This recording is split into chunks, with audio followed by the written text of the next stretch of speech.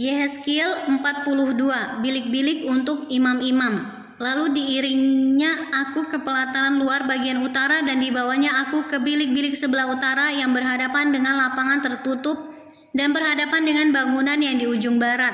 Panjang bangunan bilik-bilik itu di sebelah utara ialah 100 hasta dan lebarnya 50 hasta.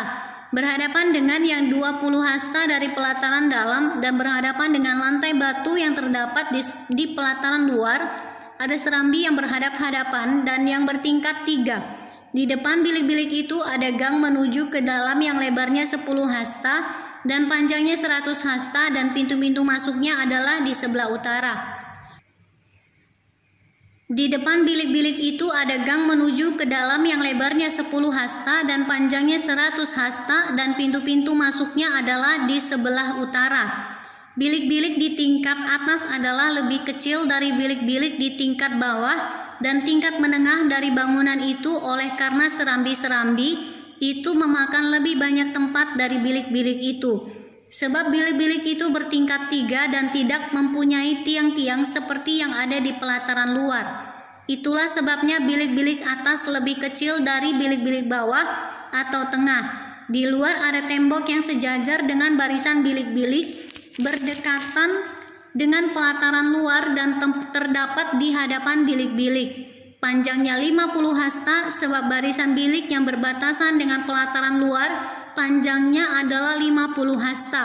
Tetapi barisan bilik yang berbatasan dengan bait suci panjangnya 100 hasta. Di bagian bawah bilik-bilik ini terdapat pintu masuk dari jurusan timur.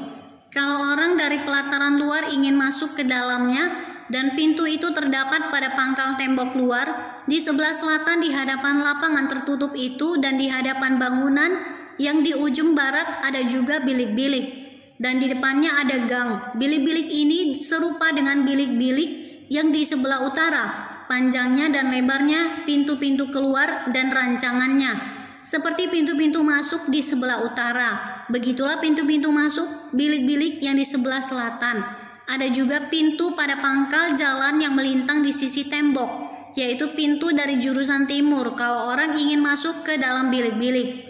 Lalu ia berkata kepadaku, bilik-bilik yang di utara dan bilik-bilik yang di sebelah dan bilik-bilik yang di selatan yang menghadap ke lapangan tertutup itulah bilik-bilik kudus, di mana imam-imam yang mendekat kepada Tuhan memakan persembahan-persembahan maha kudus.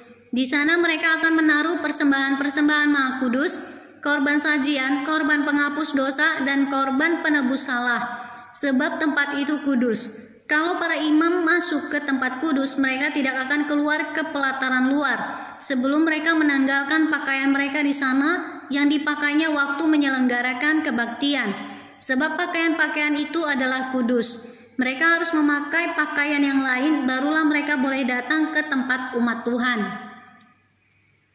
Ukuran-ukuran lingkungan bait suci. Sesudah ia selesai dengan mengukur seluruh bangunan dalam bait itu, ia menggiring aku menuju pintu gerbang yang menghadap ke sebelah timur, lalu mengukur sekeliling lingkungan bait suci itu. Ia mengukur sisi timur dengan tongkat pengukur 500 hasta menurut tongkat pengukur. Lalu ia berputar dan mengukur sisi utara 500 hasta menurut tongkat pengukur. Ia berputar lagi ke sisi selatan dan mengukurnya 500 hasta menurut tongkat pengukur. Kemudian ia berputar ke sisi barat dan mengukurnya 500 hasta menurut tongkat pengukur.